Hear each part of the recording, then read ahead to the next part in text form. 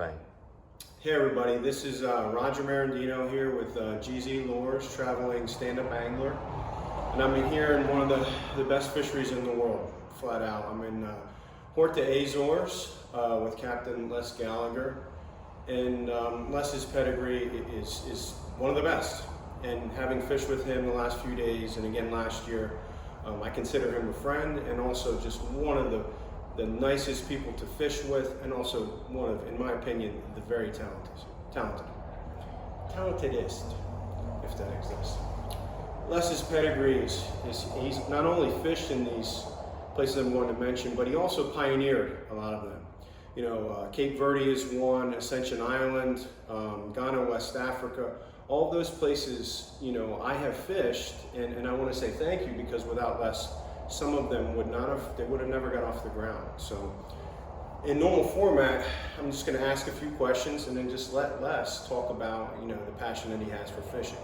And the first question is, Les, what's the biggest fish or your favorite fish, you know, that you ever caught? You know, and again, it doesn't have to be the biggest. Most people do say that, but that's the question. Okay, well, I'll say the most fun fish that I ever caught. The one we had a lot of fun with. And we have to talk loud because this is just okay. The one that I remember as being the most fun, that was a 700-pound blue marlin. We actually didn't catch it, but we had a Russian client, and he wanted to use his little spinning rod, and with about 250 meters of line in it, and I said, it's okay, as long as you pitch it to something small. So we're thinking about white marlin, maybe a 250-pound blue marlin, something like that. So anyway, the last day we're coming out the sun, we get a mystery knockdown, and so he pitches the bait.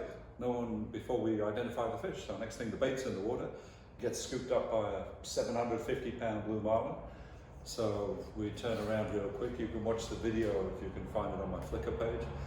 And we chased this thing, we were up to 18 knots, just keeping up with it. He was getting line on in the video for at that speed. And probably our average speed was about 15, 16 knots after this fish for 21 minutes. So this was tremendous fun. I thought that was hilarious. Really enjoyed that. So that's one fish that stands out as What about a side question? Because people want to hear this. This is the land of giants, and you fished in a lot of those lands. Biggest fish? Biggest fish brought in here ever? Or anywhere? Yeah. The biggest. Well, I'd say that, I hate to admit it, but the biggest one I ever saw was in Cape Verde. We couldn't put a size on it, so we just saw a big shadow come under the short right, and we thought it was a whale or something, and then we couldn't see it. It disappeared. Started to go into a turn, and as we went into the turn, the sun came around, and we saw this thing had a tail wagging behind it, neon blue tail. So that was probably the biggest fish, but I can't say how big. You know, another thing about Les, I mean, he really is a Renaissance man, is that he's a fantastic artist, you know, and that's one of his passions as well, but he's also a big-time conservationist. And, you know, so to say, you know, what's the biggest fish you've ever weighed, I know that you've released quite a few granders, you know, which is, you know, I think that's impressive as well. But what about, you think that fish was the biggest one that you didn't catch, or you didn't, you know? That's the biggest one I'd seen that we didn't catch. The biggest one that we landed, was 1,300 tons. That was the third biggest in the Atlantic at the time. That was here in the Azores. So that was an amazing fish. Huge. Okay, the big question, why do you do this? I mean, because again, for me, I'm a traveling angler and used to own a boat, but a long time ago, and you know, it puts a toll on everybody. You know, there's that old saying, whenever you're fishing, somebody's probably mad at you. You know, so why? It's all to do with the adventure. It's all to do with the preparation. It's fishing with people that have traveled, or they've dreamt, they've planned, they've studied, they've invested their time and their money. They come all the way to the Azores, and then we're all together. And every day is an adventure. We never know what's going to happen. We get out, we start reading the ecosystem. We're watching, we're learning. When we know we're close to something big, it becomes very multi-sensorial. It's like you're right in there. Everything's written in stone in your memory.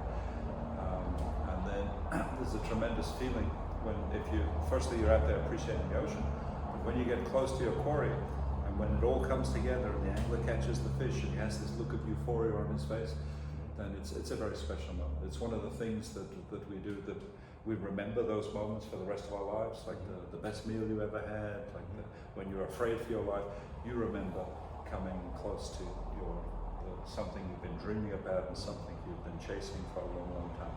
And to do that in a beautiful marine environment like we have here in the Azores, in a beautiful ecosystem, it's a perfect moment. And that's when it all comes together, it gives a great deal of satisfaction. Yeah, it's a great point when you mention moments, because I can remember that fish that we got last year. You know, it happens so fast sometimes. You don't have time to absorb it all. You know, you can through photographs, but you know, there's that flash of memory in your head that makes you say, hey, let's go do that again. You know, and that's one of the things I love about it. But thank you again, my friend, and looking forward to fishing with you in the next few days again. And we've done very well here, and thank you. Thank you. Thank you. Thank you very much.